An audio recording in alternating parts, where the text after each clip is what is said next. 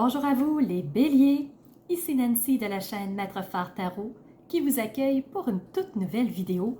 Aujourd'hui, nous allons discuter de la pleine lune du 30 août 2023. Vous avez bien entendu, une pleine lune à la fin du mois d'août, c'est la deuxième de ce mois-ci. C'est ce qui donnera 13 pleines lunes dans l'année 2023. Alors, on va tout de suite regarder le moment où la pleine lune va se passer. Alors, si vous êtes au Québec comme moi, vous aurez au-dessus de votre tête la pleine lune à 21h35, heure de Québec. Et si vous êtes sur le continent européen, sur le fuseau horaire de la France, on se rajoute 6 heures supplémentaires. Donc, elle aura lieu le 31 août à 3h35 du matin, heure de la France. Alors, où se situe cette pleine lune? On sait que c'est toujours une opposition naturelle quand c'est une pleine lune. Donc, le soleil reflète entièrement cette lune ronde. Le soleil est toujours en Vierge à 7 degrés. Donc, toujours, il a quitté le Lion depuis la nouvelle lune et là, il est rentré en Vierge, donc 7 degrés 25 minutes. Et la lune est complètement à l'opposé dans le signe du Poisson à 7 degrés 25 minutes, elle aussi. Donc, soleil qui va prendre une teinte plutôt organisée, structurée, penser à toutes les étapes avant de réaliser une action. Donc, la Vierge est un signe vraiment très structuré, très réfléchi. Habituellement, ce qu'il fait, ce n'est pas sur un coup de tête. C'est une personne qui est très investie dans ce qu'elle fait aussi. Elle peut paraître froide parce qu'elle est tellement dans son plan, tellement dans son organisation que des fois on a l'impression qu'elle est froide, mais c'est juste qu'elle est dans sa tête, dans la réalisation de son plan. Alors le soleil va prendre cette teinte-là d'organisation, de structure. Alors ça se peut que vous le ressentiez de cette façon-là fin août. Et ici au Québec, à la fin août, on est dans le début des classes. Alors les élèves du primaire et du secondaire rentrent à nouveau dans les classes pour une nouvelle année scolaire. Alors, nouvelle organisation, nouvelle structure, nouveaux professeurs, nouveaux livres. Donc, c'est une nouveauté en tout point et ça se ressent beaucoup. Donc, le soleil se trouve en Vierge. Pour sa part, la lune est dans le signe du Poisson, un signe qui est rêveur, un signe qui aime se projeter dans le futur, essayer de, pas futuriste en tant que tel, parce que c'est le Verseau qui est avant-gardiste, mais qui aime imaginer de nouvelles solutions, des solutions qui pourraient être utiles pour tous. C'est un signe qui est très humaniste, le Poisson. Alors la Lune va prendre cette teinte-là de se fondre dans une rêverie, des idées innovatrices, des idées qui peuvent aider tous et chacun à avancer d'une façon encore plus douce, je vous dirais. Alors, signe du Poisson, c'est un signe qui doute beaucoup, qui a tendance à ne pas toujours se faire confiance. Et la Lune, c'est l'intuition. Donc, est-ce qu'on va faire confiance à nos intuitions? Est-ce qu'on va se laisser guider par elles? Est-ce qu'on va remettre en question ce qu'on reçoit, ce qu'on pense? Donc, ça peut arriver. Alors, rapide coup d'œil pour cette pleine lune. Si vous voulez une analyse approfondie, allez sous la vidéo. Vous connaissez le fonctionnement si vous êtes régulier sur ma chaîne. Alors, la vidéo d'analyse astrologique approfondie se trouve sous la vidéo. Je la sors toujours quelques jours avant les 12 signes. Alors, je la remets en dessous de la vidéo de chacun des signes aussi, si vous voulez la visionner, pour avoir plus de détails, pour savoir comment on prend cette pleine lune-là, c'est quoi les défis, les aspects, parce qu'il y en a beaucoup. Alors, allez voir comment elle va jouer, c'est très intéressant ça. Alors, nous aujourd'hui, les béliers, on commence la vidéo en elle-même pour vous, point de vue astrologique. Alors, deux parties toujours. On commence en premier lieu par tourner nos yeux vers le ciel et on va aller voir comment le ciel va vous parler, les béliers, pour cette pleine lune. Et en deuxième partie, on complète avec les cartes qui sont déjà devant moi et que je vais vous présenter tout de suite après. C'est parti pour la partie du regard astrologique. Alors, dans votre ciel, les béliers, vous savez que Chiron est chez vous. Chiron, le médecin du ciel, il vous aide à régler des choses, à guérir des choses.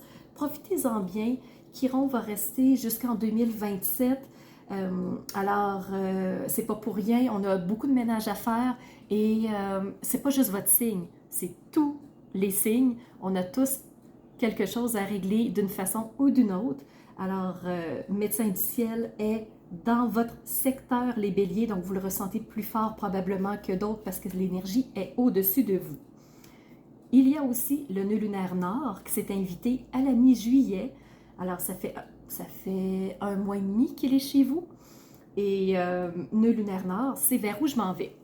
Qu'est-ce que je veux prendre comme nouvelle direction? Qu'est-ce qui serait plus adapté pour moi? Et les nœuds lunaires sont toujours en opposition, tout comme une pleine lune.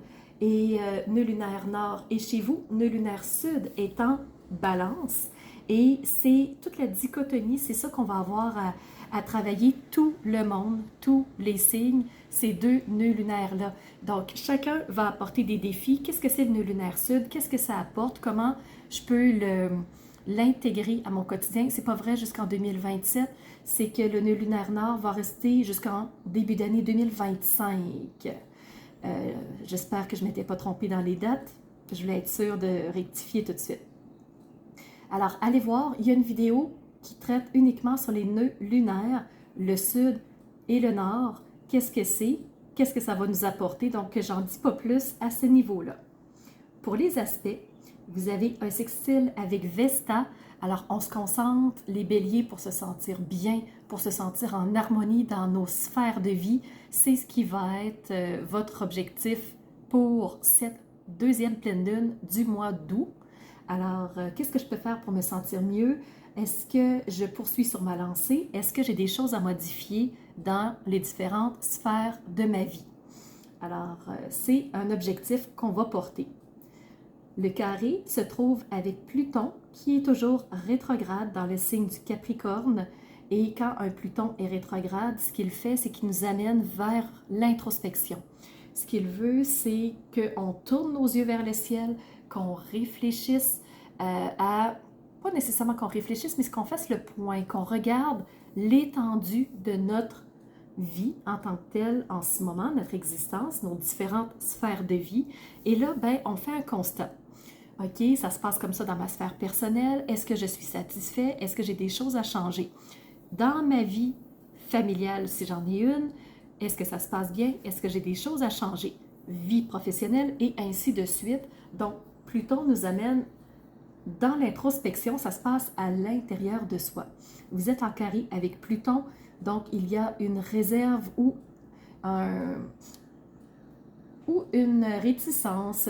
On est plutôt têtu, on ne veut pas aller vers l'introspection. C'est pas ça qui nous attire peut-être au point de vue de la pleine lune. Et pour les trigones, vous en avez deux. Un avec Vénus. Vénus, planète de l'amour, planète des belles relations, profitez des petits plaisirs au quotidien. Vraiment, on profite des bonnes choses au bon moment, au bon endroit, avec les bonnes personnes. Donc, c'est à peu près ça, Vénus, de façon très succincte.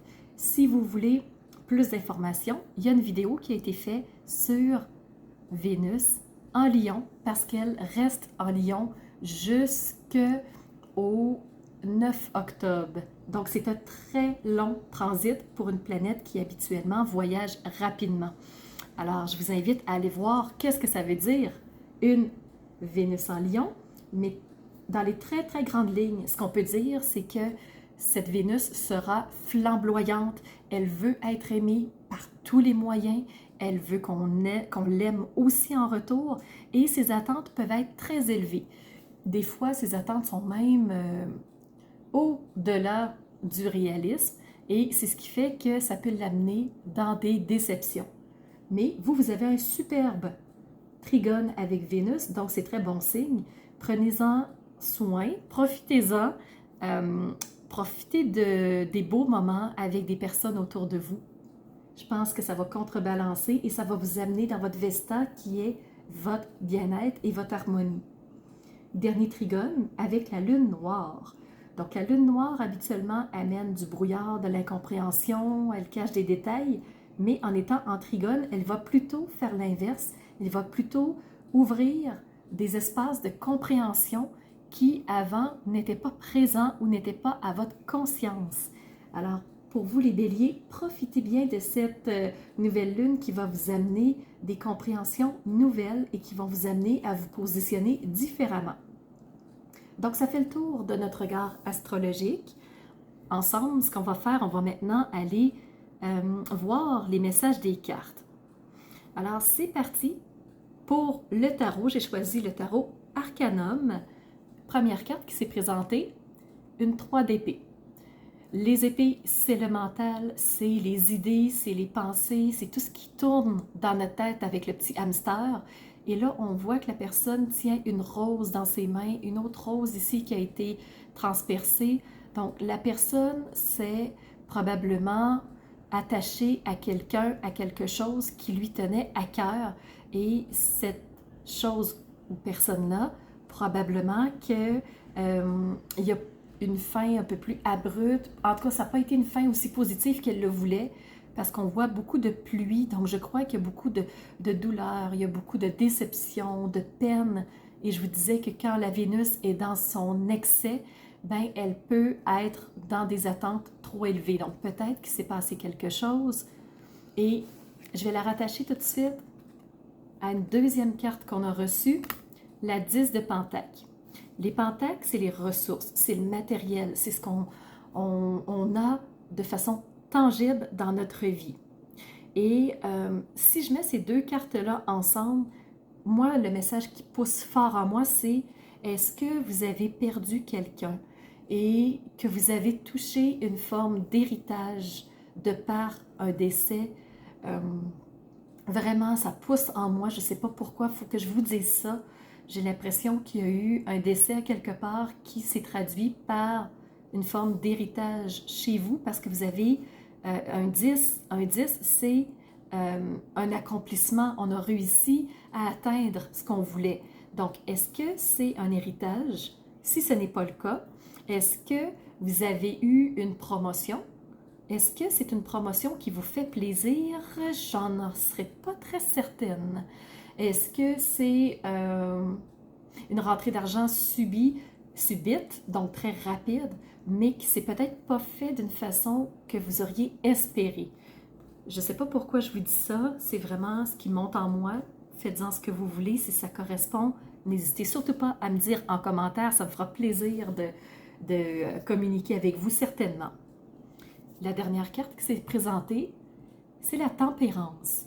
Tempérance, ici, on le voit, c'est l'arcane majeur, numéro 14.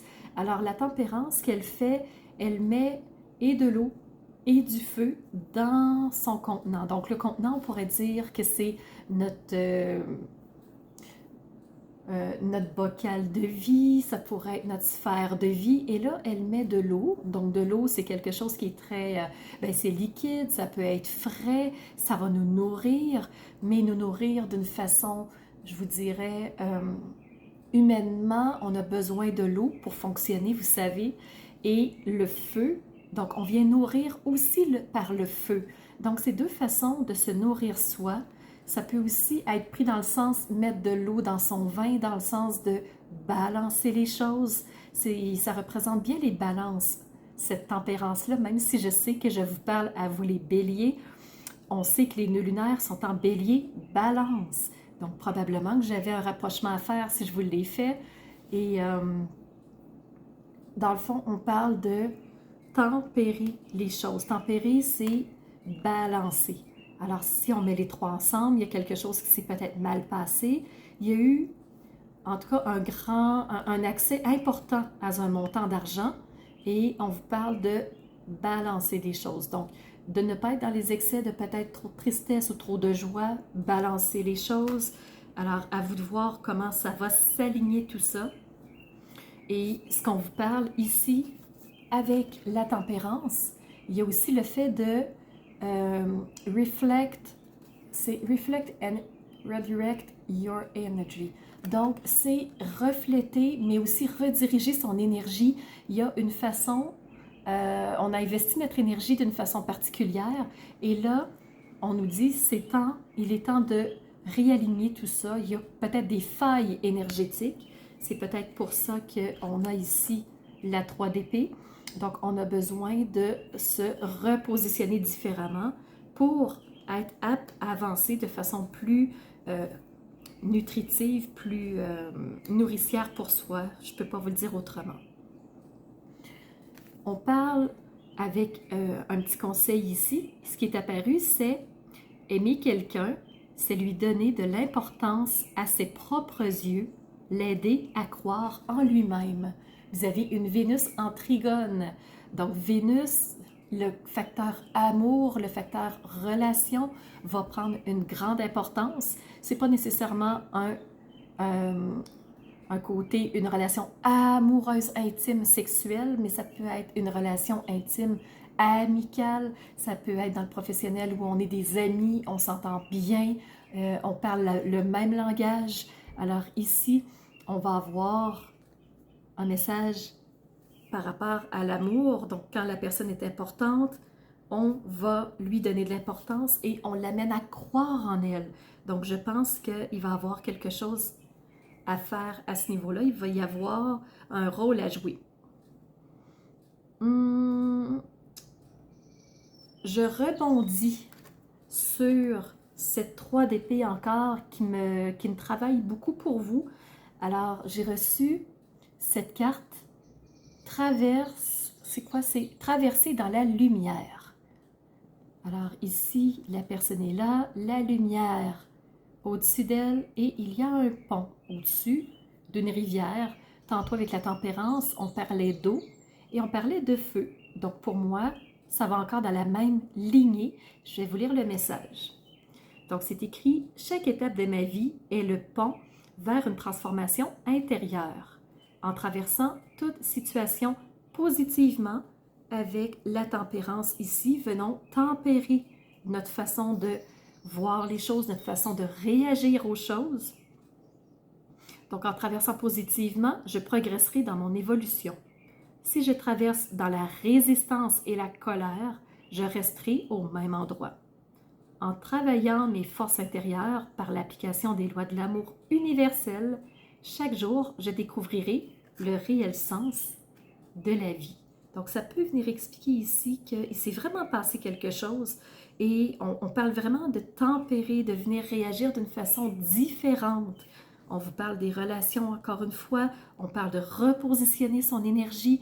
Alors, sincèrement, ça va dans la même direction. On a reçu aussi par un petit message de guérison des anges, vous avez reçu le message harmonie. Donc, l'harmonie arrive quand nous essayons, la désharmonie, excusez-moi, arrive quand nous essayons de résister au flot naturel de la vie, au flot naturel. Donc, on est en désharmonie quand on est avec la colère et on parlait de, juste regarder à nouveau, résistance. Donc, toute chose a un cycle, un pont. Donc, chaque étape de vie a son sens et son but unique. Chaque jour, je reste dans l'harmonie le plus possible. Alors, tout concorde ensemble.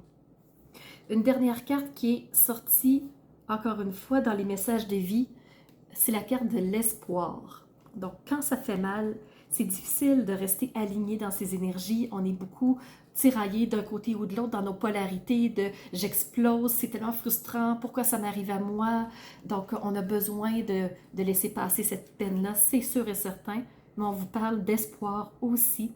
Donc, je cesse de douter et de diriger négativement ma pensée vers les régions inférieures Et région inférieure, c'est le monde des peurs. J'accueille et je m'accroche à ma foi en Dieu, à son amour pour moi. J'avance dans l'école de la vie, solide devant toute situation, car peu importe la noirceur, j'ai la certitude que la lumière viendra. Il y aura toujours devant moi des possibilités infinies de par le pont à traverser. Je vais en rester là pour aujourd'hui. J'espère que ce tirage vous aura fait du bien. Il est surtout porté sur des messages, comme vous voyez. C'est ce qui m'attirait aujourd'hui. N'hésitez pas à mettre en commentaire si vous aimez cette façon de faire qui est un peu différente des autres. Alors là-dessus, je vous remercie d'avoir été présent et on se revoit à la mi-septembre pour la vidéo sur la nouvelle lune. N'hésitez pas à mettre des commentaires en dessous de la vidéo pour interagir avec moi, pour me dire comment vous avez réagi à cette vidéo-là. Si je vous ai frustré, c'est pas le but. Le but, c'est de vous réveiller à quelque chose, c'est de vous faire prendre conscience de certaines choses et de, si possible, vous amener sur la route qui vous convient. Alors, n'hésitez pas à liker la vidéo si elle vous a plu. Et si vous ne l'êtes pas déjà, abonnez-vous. Comme ça, vous ne manquerez aucune vidéo parce qu'en ce moment, j'en sors environ une vingtaine par mois minimum. Donc, je suis sur une lancée fulgurante de vidéos. Profitez-en, elles sont là pour vous de façon tout à fait gratuite. Et si jamais vous voulez avoir accès à des services que j'offre, allez sous la vidéo. Et moi, je vous donne rendez-vous